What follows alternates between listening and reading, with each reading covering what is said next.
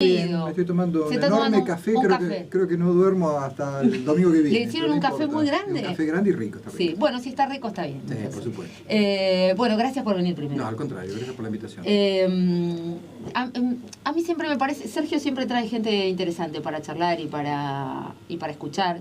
Y para nosotros es muy especial que estés acá, por todo lo que representa, por todo lo que significa, por todo lo que ha pasado en este tiempo.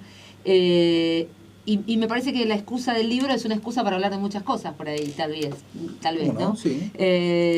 Digo, ¿por qué el libro? ¿Por qué en este momento? ¿Por qué lo elegiste? ¿Cómo fue? ¿Cómo es el proceso? Sergio lo sabe muy bien. Oscar Alemán ha sido durante muchos años un berretín personal y de él seguramente también, ¿no?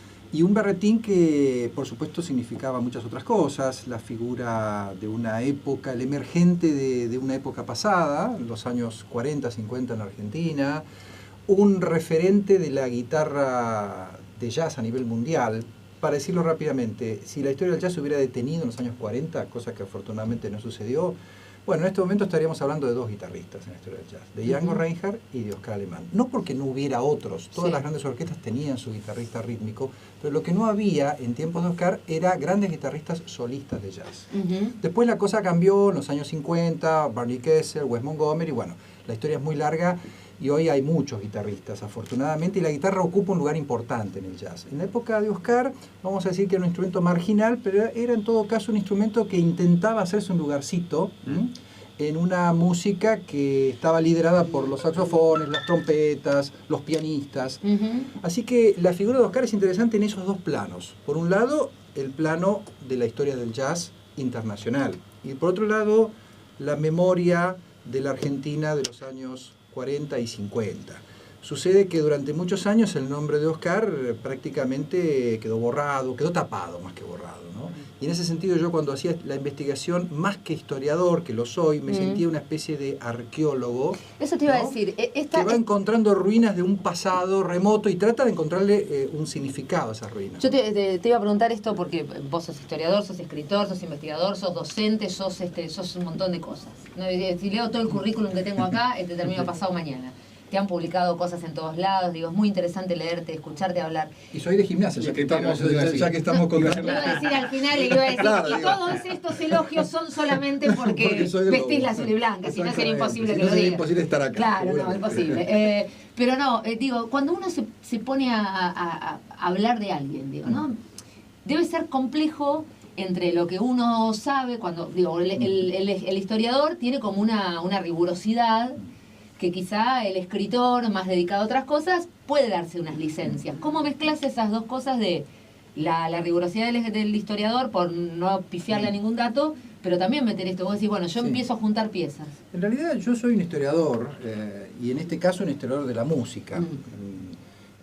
Cuando empecé a estudiar historia en la Facultad de Humanidades, en plena dictadura militar, la verdad es que la carrera era apasionante, pero no era demasiado estimulante, salvo algunos docentes que los recuerdo y los podría contar, me sobran los dedos de una mano para contarlo. La verdad es que era bastante árido estudiar en ese momento una disciplina como la historia. Entonces, en paralelo con mi formación académica, yo iba despuntando el vicio escribiendo una columna semanal en el Diario El Día. Así lo conocía Sergio, siendo crítico de un show que presentó Sergio en los años 80. Y siempre me gustó, estudiar guitarra varios años. Afortunadamente decidí desviarme hacia la escritura sobre música.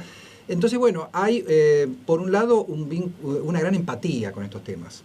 En ese sentido, yo cuando me acerco a Oscar Alemán, me acerco como aficionado al jazz, como oyente de jazz, como melómano. No me acerco como historiador diciendo, bueno, voy a investigar la vida de este tipo. No. En mi caso tiene que haber, la otra vez me preguntaban esto justamente, ¿no? Si es necesario tener alguna simpatía por el biografiado. Yo creo que en el caso de los artistas, los músicos y los escritores, sí. En el caso de los estadistas, los políticos, no. Hay por ahí quizá al contrario. maravillosas biografías sobre Hitler, de gente que por supuesto no tiene nada que ver con el pensamiento de Hitler, ¿no es cierto? Para ir a un ejemplo extremo. Así que el primer vínculo con Oscar Alemán es un vínculo netamente hedonista.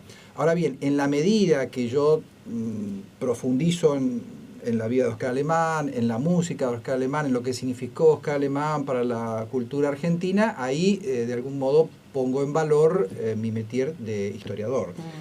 Y para responder más concretamente a tu pregunta, a mí no me gustan las novelas biografiadas en general, ¿no? No me gustan las novelas históricas tampoco.